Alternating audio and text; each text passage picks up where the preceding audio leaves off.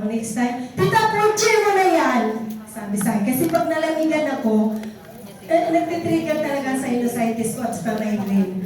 Sinisipon, ubo na ako. Sabi niya, tita, purchase mo na yan. So thanks God! Nag-take na ako ng purchase. Tinry ko lang talaga. Samantalang ang tagal na ako nag-suffer ng sakit ko. Dalawa sa umaga, dalawa din sa gabi na wala ka pang kain. So, alam mo ba ang nangyayari? 1 week lang, talaga nilabas ko lahat yung aking, talagang mabahong na sipon. Pag hinihilot ko dito, lumalabas siya na napakabaho. As in, parang binabangaw talaga ako, nilalangaw. Mabaho talaga. So, kahit nga magmas ako, hindi pwede, pinapagalitan ako ng mga barangay yung nagbabantay sa palengke kasi nga, matigas daw ang ulo ko, hindi ako nagmamas. Sabi ko, hindi nga ako makahinga eh. Sabi niya, matigas ang ulo mo, kaya tumanda ka. Hindi niya alam, pag nagmas ako, mamamatay ako sa sarili kong amoy.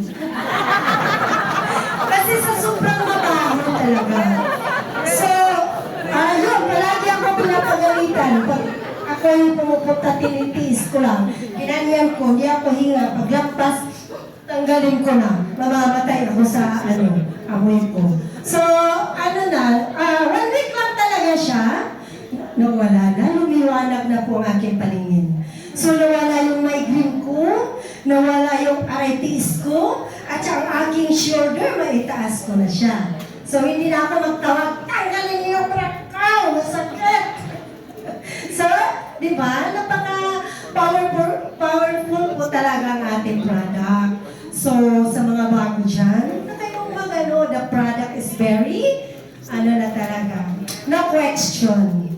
Sa mga, oo pala, dati, mukha akong 75 years old, kaya lang walang dyan walang picture. Totoo yan, nakikita nila ako mga kapitbahay ko sila. So far, meron na po ako mga leader na nabibuild. O, diba? Lalo na nung nakadating ako sa Thailand, sabi na,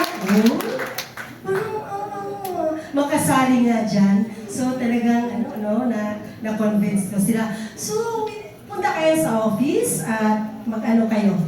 Para makita niyo ang aming office, legit, at sa office namin may mga VDs, entertain kayo doon, at saka may food doon. Diba? Hindi tayo magutom. So, ano pa ba? Okay. Marami pong nabago sa buhay ko. Yung dating Marites, naging Marishare na. Ang minarishare ko po ay ang ating product at saka ang Remy. At saka binago talaga niya ako the way I dress. Kasi dati, pumunta ako palengke, mga suklay ka na mamalingki eh. Mga pituka ng manok, mga ulo, ilagay ko sa ulo. Sabi niya, ilalagay ko pa yan dito, 10 kilo, ilagay ko pa dito sa may dito pa yan. Sabi niya, ikaw na. Sabi ko, talaga. Hindi talaga siya marunong ko mag-balance. Kaya narami akong sakit. So, ibig sabihin, kahit sa dati wala talaga, minsan piso, wala akong pera. Pero ngayon, si Remy, binago talaga niya ang buhay ko. Kahit pa paano, may madudukot. Mayroon na talaga madudukot. So, at saka, gumaganda na daw talaga ako. Di pa rin natin. Thank you po sa Remy, sa mga dyan.